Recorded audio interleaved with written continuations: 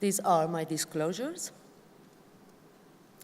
I start with this last data collection that has been done through World Federation of Hemophilia, and as you can see, the data of 113 national organizations has been inserted, and about 250,000 have been inserted in this database. And if you look, the first group of the patients are hemophilia, followed with von Willebrand, but you can see that the piece of the pie, which was the red bleeding disorder, is increasing, and that's a demonstration with the effort and the work that World Federation is doing on this group of patients, the number and the diagnosis of patients are getting better. And if you look properly to that portion of the patients affected with red bleeding disorder, we can see that factor 11 and factor 7 deficiency are about 1/3 by 30%, followed by Fibrinogen deficiency and factor 10 deficiency, factor 13 deficiency, and the most rare cases are factor 2 deficiency and factor 5 and 8. However, there are some regions, maybe this kind of deficiency are more prevalent compared to the other area. What should really, get your attention here, look on the red part of the pie in the left side of my slide, which is reporting the population of the world. And if you look, is about 51% of the patients are located in Asia and about, I would say, 11% African. So that means 60% of the population around the world are in this region of the world. However, if you go back to the right side and to look on the identification of the patients with the red bleeding disorder, you can see that 52% of the patients affected with these disorders are located in Europe. And this is something wrong, not because the registry is wrong, because we have no correct identification of the patients. So that is the most important things that we need to work on it, and we have to understand about the data collection.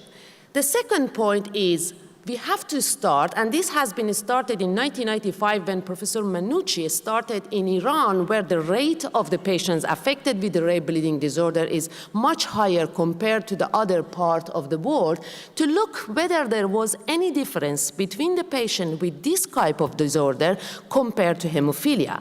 And as you can see all over, you can see that the red part are less severe than the white part, which are hemophilic patients, with the exception of mucosal type of bleeding and the bleeding after the surgery. More work in the last 20 years tried to understand what are the most severe symptoms of the patient affected with red bleeding disorder. And you can see that, as I said, again, has been confirmed that different authors work on this area, and mucosal type of bleeding, and specifically, I would say, surgery should be a point of attention, because some of these patients could not have any bleeding during their life, but they go through the surgery and they can bleed. And eventually women during the delivery and those regions of the world where the custom of circumcision has been used are usually these boys are having the problem with bleeding. But if I have to summarize about our experience in more than 1,000 patients affected with red bleeding disorder in the last 20 years, I can summarize that CNS bleeding, umbilical cord bleeding, hemarthrosis, and hematoma are more frequent in patients with fibrinogen, factor 7, factor 10, and factor 13 deficiency. So then that's very important point to understand which portion of this patient require prophylaxis as a secondary prophylaxis or eventually as a primary prophylaxis, because they are the worst cases. GI bleeding was very frequent in patients with factor 10 deficiency, and spontaneous abortion, as you know, are frequent in women with afibrinogenemia and factor 13 deficiency, and that's the reason they required particular attention in the first trimester of pregnancy.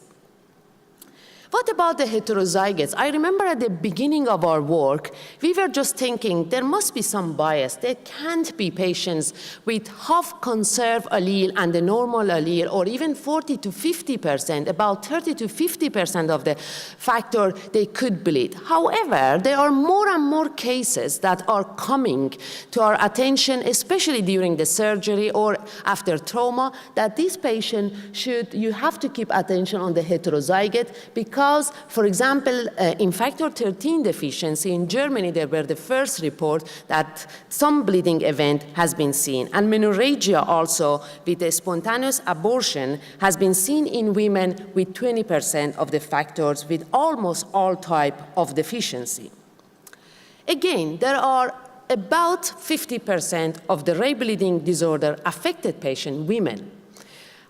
Do we pay attention enough in the symptom of these women? Every month they are bleeding, and the number of the day of bleedings are more than usual. It's not about 3 to 5 days. These women can bleed about 7, 10, 12 days, and this is bringing to all this associated situation, which is a severe anemia with a low level of ferritin, which is causing a difficulty in the management of the normal style of life in these women. So that's the reason why particular attention should be paid to these women, and also other type of abnormality like ovarian cyst, which is leading to hemorrhagic abnormality, endometriosis, endometrial hyperplasia, polyps, or fibroid. As I explained, the quality of life of these women, due to the excessive bleeding every month and menorrhagia, is really poor. What about pregnancy? So as you can see, women from the first episode of bleeding, the menarche start to arrive to your attention. Some of them are really bad. 11 years, 12 leg are arriving to the emergency room with a 6 or 7 or 5 of hemoglobin, and they require transfusion. So this is a big shock for these children, I would say. And then they follow every month to have this symptom which is associated with bleeding. And then when they get pregnant, again, if there is not a good clinic to take care of them, they could have an abortion. So that's the reason why we do need in the future to make more organization. And we have to know also which of these women could be at a higher risk. If you look on the levels of the factor, this slide has been shown different times in the different meeting. You can see that patients with afibrinogenemia, factor 7, 8, 10, and von Willebrand, they could have an increase of the levels. So the measurement of these factors are important, and you want to make sure that the levels are about at least 20 to 30%. Otherwise, at least in the beginning, you might want to replace what is missing. However, there are some other factors like factor 2, factor 5, factor 9, and they are not increasing. And for those patients, probably you need more, to pay more attention. This is a very classical, simple, I would say, table showing how we have to make a diagnosis. And for those that are not very familiar with the rare bleeding disorder, so you can see that the abnormality, a prolongation of each of the tests like PT or APTT is associated with one or more deficiency, like for factor 7 is a prolongation of PT, factor 11 is APTT, and I don't want to go through all of that, and I know that all of you are familiar. However, there are some patients that they're coming to your observation with the bleeding symptom, but all these tests are completely normal. Please do not forget about factor 13, and that's the reason why we have underestimation on the prevalence of factor 13 deficiency, especially in the mild and moderate cases. And the recommendation that for factor 13 deficiency we have to make is a first-line screening test, which is a quantitative functional activity assay, which is a recommendation of SAC-ISTH. And then once you identified there is a deficiency, you have to clarify which subunit is affected and whether there is any antibody or is a congenital deficiency. And do not forget, in the case of fibrinogen deficiency and factor 2, definitely to have the result for the antigen level, because that could have a role in the management of the patient, and patients with a normal amount of protein, circulated protein as a quantity but not functional, they could be at a higher risk of thrombosis, and you might want to have a different strategy of treatment. I think, again, this slide, which is a work from Dutch group and Dr. Fischer, has been several times showed in the last years, which is showing the association of the clinical parameter in hemophilic patient to factor VIII clotting activity. And it has been reported clearly in this paper that how the symptoms of the patient could change when you are dropping the levels from 5% to 3% and 1%.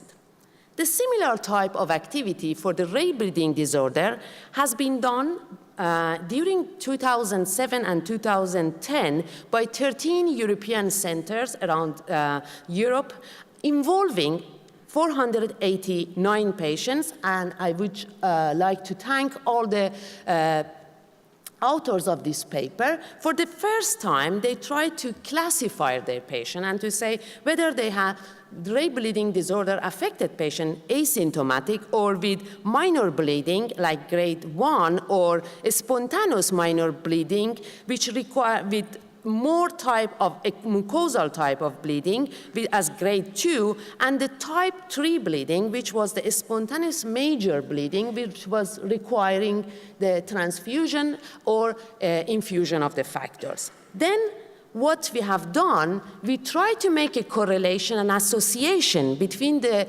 amount and, of the circulated factor in this patient and the bleeding severity, and we came over that there are heterogeneous type of classification. It's not like hemophilia.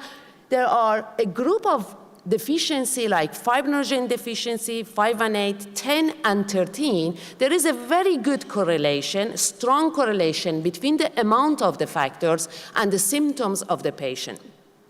And there is a group that are having the intermediate association, is not almost perfect, and that is factor 5 and factor 7 deficiency. And you know that some of these patients, they could have like a platelet type, mucosal type of bleeding, but not serious. And some of these patients, they can just immediately have the CNS bleeding and require prophylaxis. So you have to distinguish which this patient is belonging to which group. And there are some of the factors, like factor 11, which has been reported by Thomas, is not associated at all with the bleeding. And with Professor Colucci, recently we have seen that the resistance to fibrinolysis in these patients are alterated, and this requires further investigation to understand more, and eventually with the next gene analysis, we have to look whether there are other genes in this group of the patient that are leading the picture and the clinical symptoms in these patients.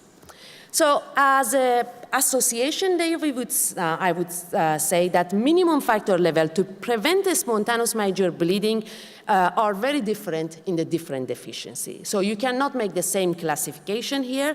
And the development of the reliable coagulant activity assay in a very low activity and few picomole of factor 7 are enough to activate hemostasis, but that amount is not detectable with any assay, and that's the reason we need to understand whether the differences in the clinical symptoms and the phenotype of patient could be due to the limitation of the detection of the assay that we have available. So the measurement of a very low range of the plasma activity level are important in the future for the management of some of the patients like factor 5 and factor 7, which I mentioned before. So you cannot then talk about the ray bleeding disorder like a single group of patients, and there are so many different phenotypes. Further on, we decided during the activity of UNED, which was coordinated by Dr. Mike Macris, to have a group of activity which is called actually Pro-RBD network. And again, you can see how many centers in Europe and even United States and Turkey joined us to understand in a better way, in a real time, what was, again, the incidence of bleeding in two groups of patients affected with fibrinogen deficiency and factor 13 deficiency.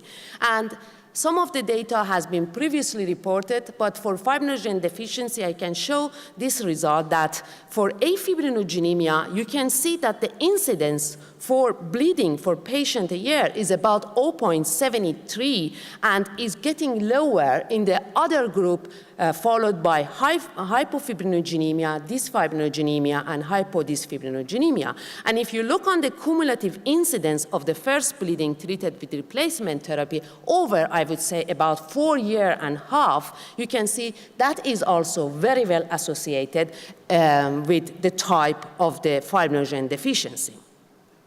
We followed also with factor 13. We tried to understand whether that 3 to 5%, which we are reading in the books, are enough, or what our colleagues from Germany and Iranian colleagues were reporting that even patients with the higher levels that they could have a bleeding symptom was true. So this association led us to come over with this probability curve with a cutoff point of 15 international units, having the sensitivity of 97% and a specificity of 76% to prevent the grade 3 bleeding if you start at the beginning at least with 15% of factor 13. And this information was matching very well with the clinical trial that has been done by the recombinant factor 13 and showing that this target should be used in the future for starting the prophylaxis in patients. What about the genetic analysis, where we are standing with the genetic analysis? Even here, I would say things are a little bit more complicated compared to hemophilia, because you have most of the genes, they are, deficiency are coded with a single gene, and this is easy, and you can do that. And for factor 5 and 8 deficiency, Dr. Ginsberg and Dr. Ted Tottenham work a lot for coming to the discovery of two genes, LMAN and MCFD2, which are responsible for the secretion pathway and transportation. So that means the gene of factor 5 and 8 is working very well. And the protein is synthesized, but is not transported because the defects are on the other genes. And the combined deficiency of the vitamin K-dependent protein also are the other genes which are responsible for the post-translational modification of vitamin K in metabolism. The pattern of inheritance in most of the rare bleeding disorders are autosomal recessive. That means consanguinity has a very important role and is increasing about 10 to 12 times the prevalence of these disorders in that region of the world. However, there are factor 11, and these fibrinogenemic patients, they could be autosomal dominant.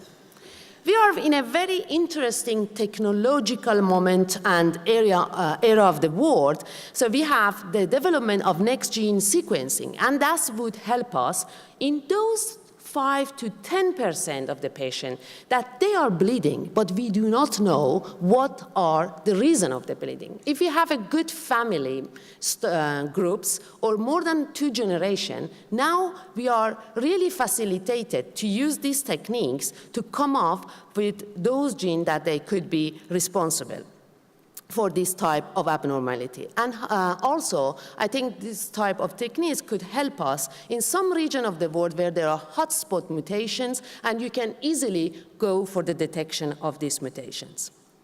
What about, okay, so now we know how is the correlation, and we have to arrive to the most difficult part, which is the management of the bleeding. In the last 2 days and in the next 2 days, you will hear the beautiful stories about lots of drugs and products for hemophilic patients. Everything that you want. You remember the sweets that John Pazzi showed this morning. It's not the same sweets that you can see for the rare bleeding disorder. Data on the management are coming from single centers, single area, and are not really evidence-based, and the level of evidence is very low. What you have to keep in mind, during the acute bleeding, you want to know what is the severity, what is the type of bleeding. The patients personal and family history, because it's important also the thrombosis in some of these patients, minimal residual activity in this patient, and what is the factor half-life, which is not exactly the same of factor 8, of course. And in some of the cases, like factor 2 and fibrinogen deficiency, you need again to have the antigen level. But here you can see that how heterogeneous could be the half-life of the products. Some of these products is remaining in the circulation, like factor 7, about 4 to 6 hours, up to factor 13, which is about 2 weeks, or even for the prophylaxis, you use it once a month. So that would make a big difference about how to use it and with which dosage I have to use it and which target level I have to achieve. More or less, I would say the levels are a little bit more to remain completely asymptomatic. I don't want to go through every details, and all these data are published. But as you can see, things are moving with the collection of the data and having more evidence-based data and coming with a stronger data on what is the level and their association with the clinical symptom of the patient. So the minor bleeding could be easily treated with antifibrinolytic, and hormones, of course, are important for the heavy menstrual bleeding in women. What about the replacement therapy? Depends where we are in the world. And FFP is the only available product right now for factor 5 deficiency and factor 5 and 8. And I think it's kind of shame to stay in a room that we have more than 15 different products for factor 8, and we still do not have one single product of factor 5. This FFP is containing everything: low concentration and high volume. And you don't want to have a kid with a CNS bleeding every month or every 3 weeks. I have so many emails from the fathers and mothers writing me how I have to treat my kid of 3 kilos and has the bleeding with the factor 5. And for how long time I have to do it? And this is difficult. The volumes that you have to use, the time that you have to consume for this type of treatment.